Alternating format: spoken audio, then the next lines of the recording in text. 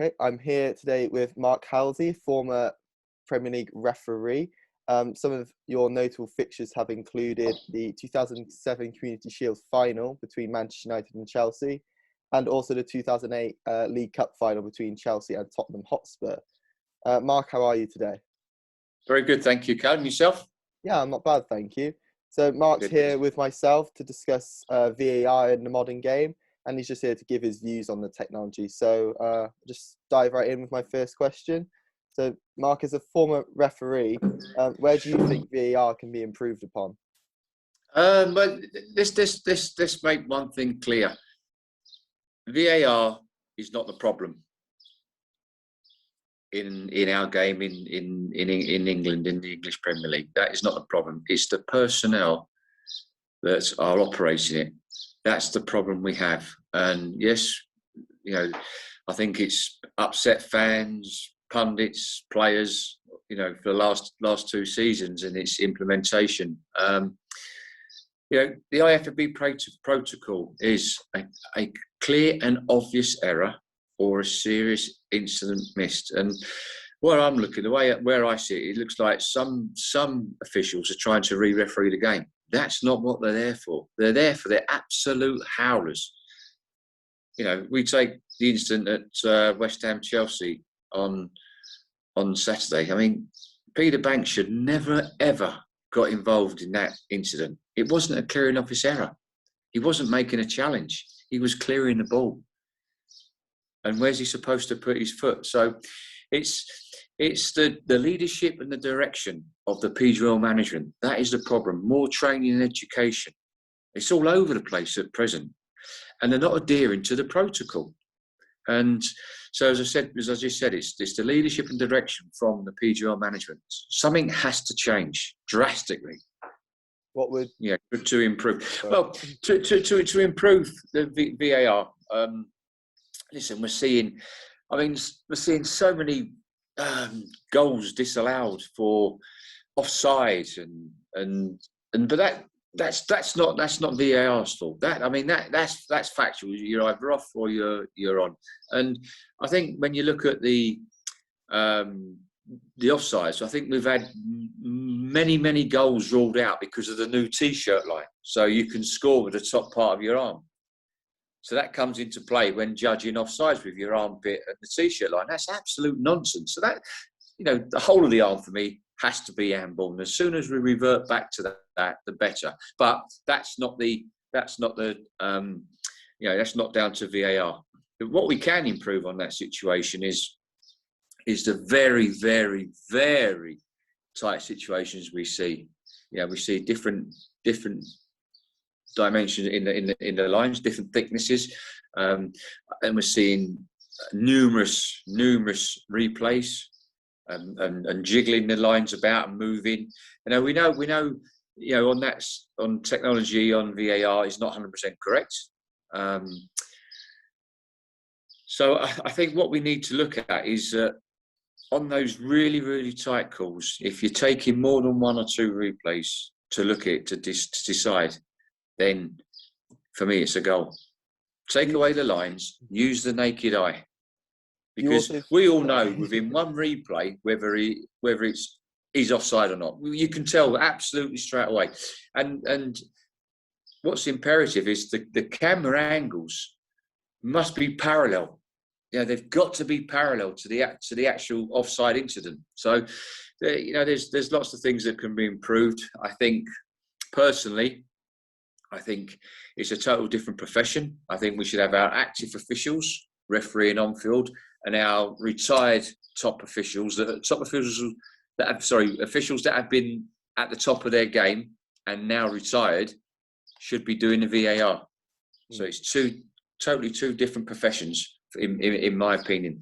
I know that's what they do in the MLS, and then everybody has their own way of implementing VAR, but they stick to the IFAB protocol, and it's quite clear that we aren't doing that. I mean, if you take last season, for instance, where our on-field referees were not going to the monitor, the IFAB protocol is, if a review is recommended, that the on-field referee has to make that final decision. And by doing so, is advised to go to the monitor.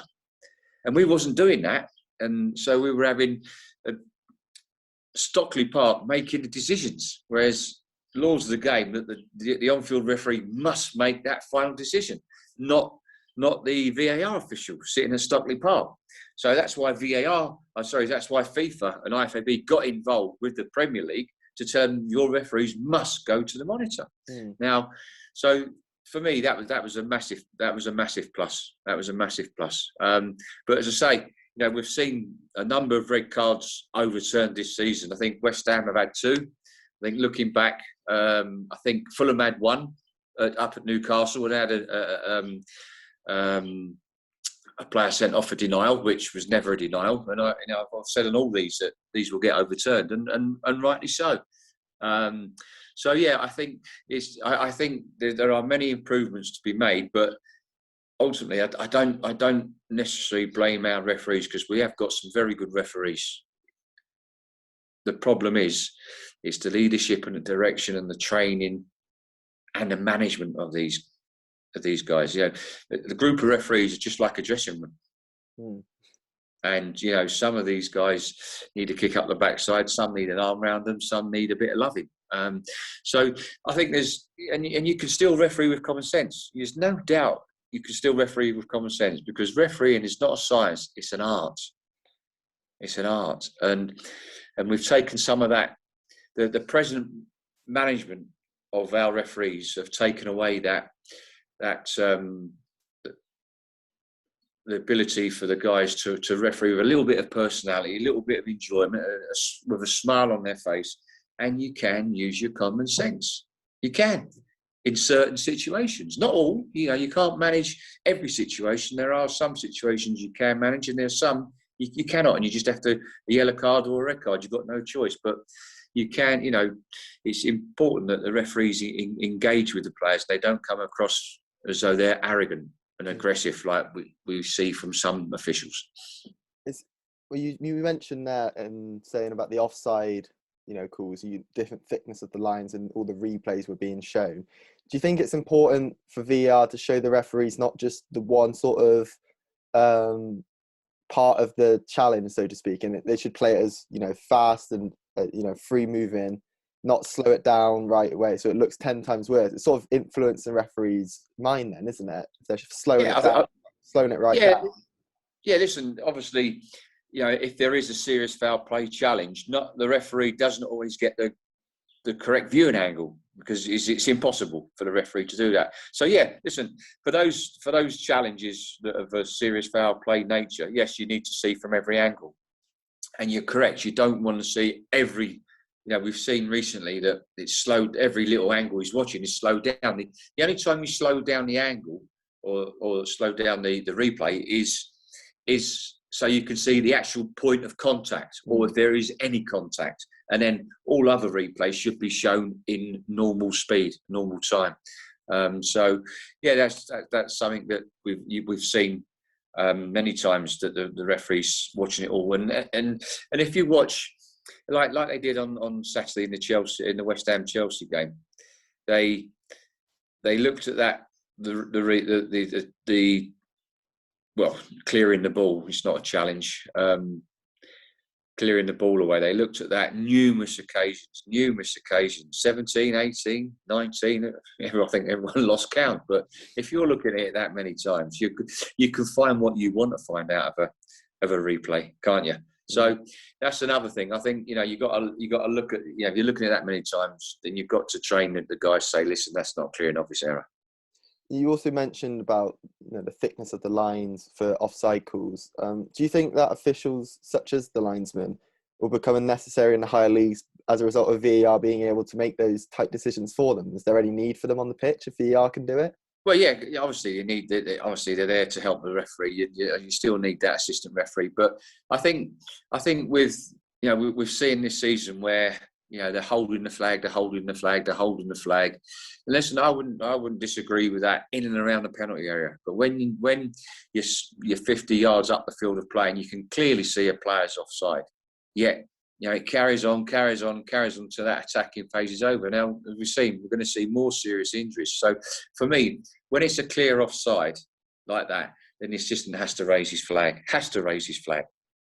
In those situations. But yeah, you still need the assistant referee to help the referee, because sometimes you're not sure if it's a corner kick, goal kick, throw to the whatever, throw to the home side or throw to the visitors. So yeah, you obviously still need that human interaction. But as I say, I know that Arsene Wenger's trialling with FIFA and in China, I think it's a bit of technology to see if any part of your body is onside, then you're not offside. So that'd be interesting to see how that works out. I like the idea, because obviously before VAR we gave the benefit of the doubt to the attackers. Now everything seems to be in the defender's way, doesn't it? So, but listen, we'll see what happens and see where we go with that. So, in your opinion, what is a good example of where VAR is displayed? It can be a good introduction for football. It's been in play for a couple of years now, and we're sort of getting into it where it's looking it's going to stay forever now.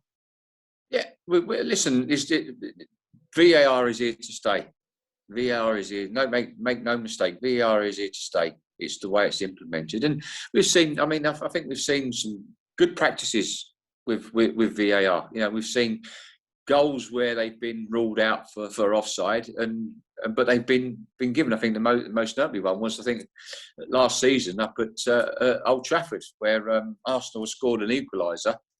The flag had gone up. The flag, once the ball's in the net, the flag had gone up, and you could clearly see it was clearly onside. So that's where it works. That's where VAR, and it was. As I say, VAR was brought in for the absolute howler, the Henri handball many years ago against Republic of Ireland.